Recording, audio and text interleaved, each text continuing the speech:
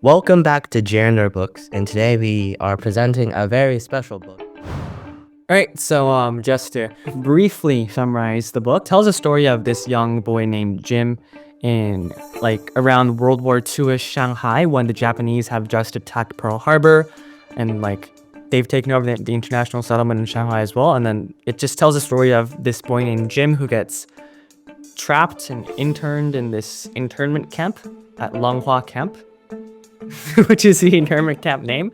But yeah, it's it's a historical fiction, war book. Yeah. So, I have some questions for you, Jamie. Throughout the book, how do you think Jim is influenced by his time during the war? It's comparing between him pre-war and post-war. Definitely a kind of, because he's still a child, right? And he also kind of matures into puberty while in Longhua camp. So it's kind of pre-war, he was, I guess, in a way quite innocent, he has his very luxurious surrounding, his parents are quite rich. But then post-war, he's his brain clicks and he has to survive, right? And for him, as he matures into adulthood, it's war and all this tragedy and betrayal and cunning. This becomes the new norm for him, right? And he's not that. He's very comfortable with stealing from the dead, stuff like that. Yeah, it's very contrasting compared to his pre-war luxurious kind of surrounding and setting and what his parents would have liked him to become, right? Yeah, but you can't really blame him, right? Because that's the only way for him to survive. And that was the main goal at the time, was just to survive. Because every day, they ate barely anything at all in the camp. And then they had to resort to a lot of morally ambiguous stuff and actions in order to survive. And I think what you said about his childhood and how it mainly consisted of everything in the war, and how I think that it really affects a child, because that's when they grow up, right? And they learn things from during their childhood.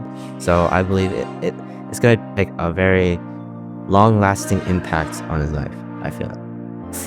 Okay, I have a quote from the book, and I'm reading this directly from the document, but on the top floor of the Unreal House in Amherst Avenue, which had once been his home but now seemed as much an illusion as the sets of Shanghai film studios.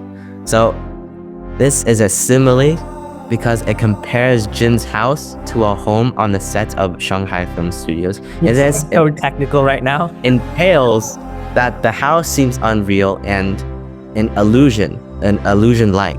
So in this attributes to his years as a prisoner in Longhua camp, because of the distance between him facing the new reality that is his life after the war, and how he's still stuck in the war, specifically in Longhua camp, because he doesn't recognize his home as his home anymore. It's more like he sees it as a movie or a film set. Reality itself was just a film set with everyone as actors in it, and the whole thing can be taken down and crumbled in an instant, right? That's how fast someone's life can change, especially in war times, periods of life. So yeah, it's very kind of, it's definitely not something that a lot of us have experienced, right? Yeah, definitely.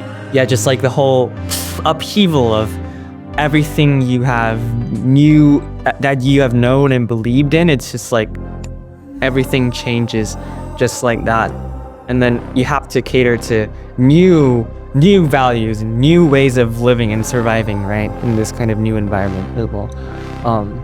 I feel at first I thought this was a small detail and I almost missed it, but throughout the whole book I realized that planes were reoccurred, because first of all, there's a pilot that kind of befriended Jim a little bit. Yeah. They talked about planes. I don't think did they talk about planes? But yeah, there's a lot of things in the book about planes, as well as the planes that dropped the bomb on I think it was Longhua Camp. And and all those moments were really descriptive, and I felt like there was some sort of meaning behind it, but I don't know what. But there is definitely something. Yeah, so this like whole book is kind of layers and layers of wartime tragedies and horrors based on the author's actual autobiographical experiences, right? And speaking of like kind of, because like the book also has so many descriptions that are like in a way sad, but at the same time lighthearted in a way.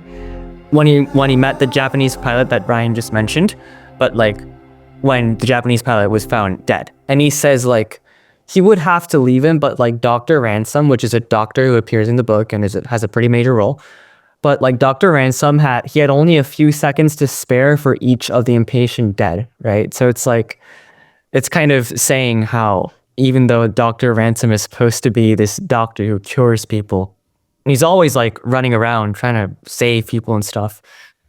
It's kind of like in Jim's mind, like the patients are already dead. It's like, and they're just impatient, right? It's like, it's very pessimistic, you know? It's all of them have no chance. Jim talks a lot about death in the book as well. He like gets convinced in the football stadium where he thinks he's actually dead, and he's like worrying that if he eats too much food, because his soul has already left his body, then his like body's gonna bloat up and become like one of those corpses that he sees in the hospital. Just like a lot of talk about death and a very pessimistic view. But I also feel like Jim grew quite sentimental towards the lives of people he considered close to him. One of the pilots, I think he died. Mm-hmm. But like Jim, he gave away. Damn, and he did the great grave for him. Yeah. I think what the book does correctly is that there's no villain in the story. Yes. Naturally, you would think the invaders were the villains, but there's also a lot of Japanese pilots. I mean, no, Japanese soldiers who are quite nice to Jim, like the ones that gave him food earlier on. I remember when Jim was homeless and had nobody around him, Mm-hmm. and as well as the pilot he sort of befriended, as well as the gave him mangoes. So you can't really call the Japanese soldiers the villains of the story. It's in Jim's mind, he doesn't view the Japanese as the villains, and like kind of patriotism dies in like the bubble of Longhua camp, right? It's like, man, my life is at stake. Who cares about my country? That's the kind of mentality of characters like Basie, Jim, and all the other characters who are sanely imprisoned in Longhua camp, right? And Jim also like mentions he has a respect for the Japanese, how they're very like cold and unforgiving in a way, and like can kind of commit these tragedies and atrocities kind of without sentimentality. And yeah, I definitely remember where he was like, I want to become part of the Japanese Air Force, right? Not the British Air Force. Yeah, he thought like the British were bluffing too much and were too cowardly or something like that.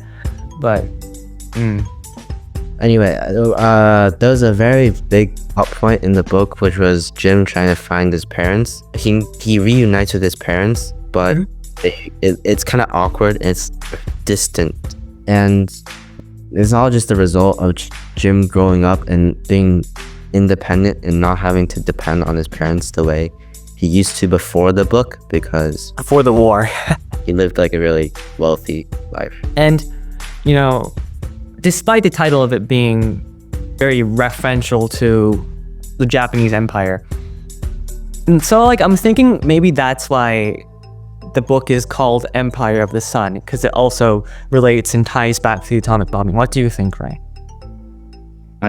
True, and I have a specific quote from the book. I said that as if the sun had blinked, losing heart for a few seconds. And so this quote directly ties to after the bomb happened, and they're all in the stadium together, and they all just then the sun was described as like it looked like it had turned on and off. It was like well, what am I trying to say? I'm trying to say that like it was a really short moment in the book. I think it was only a few paragraphs, but it had such a monumental impact, I felt like. And it was so intense, that moment was.